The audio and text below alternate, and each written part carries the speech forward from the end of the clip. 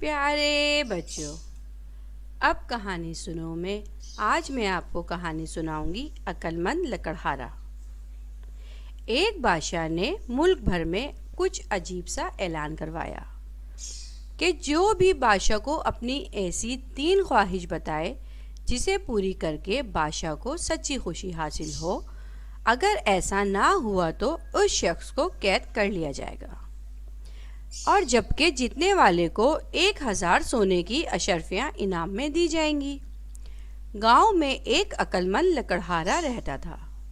لوگوں نے اسے بھی مقابلے کا مشورہ دیا، جسے لکڑہارے نے پسند کیا۔ بے شمار لوگوں نے کوشش کی مگر ناکام رہے۔ ان سب کو بادشاہ نے قید خانے میں ڈال دیا۔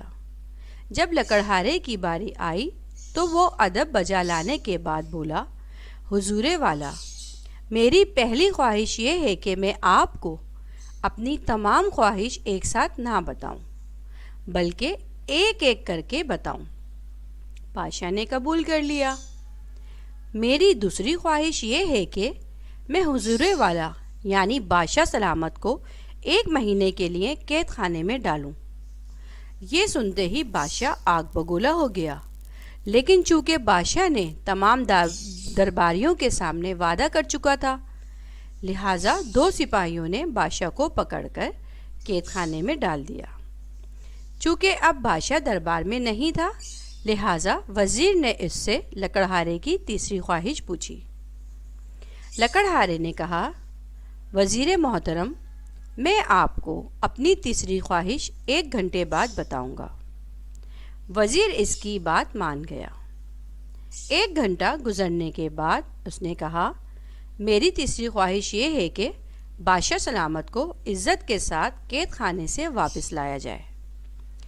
قید خانے سے نکلنے کے بعد تو بادشاہ کی خوشی کی کوئی انتہا نہ رہی۔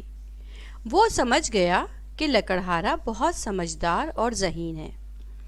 اس نے باقی لوگوں کو رہا کر دیا اور لکڑہارے کو 1000 سونے کی اشرفیوں کے علاوہ اپنا مشیر بھی بنا لیا۔ تو بچوں، اس کہانی سے آپ نے کیا سبق سیکھا؟ اس کہانی سے ہمیں یہ سبق ملتا ہے کہ آپ ہمیشہ اپنا بھلا اکیلے نہ سوچیں، ایسا سوچیں کہ جس میں آپ کا بھی فائدہ ہو اور آپ کے ساتھ ساتھ دوسروں کا بھی۔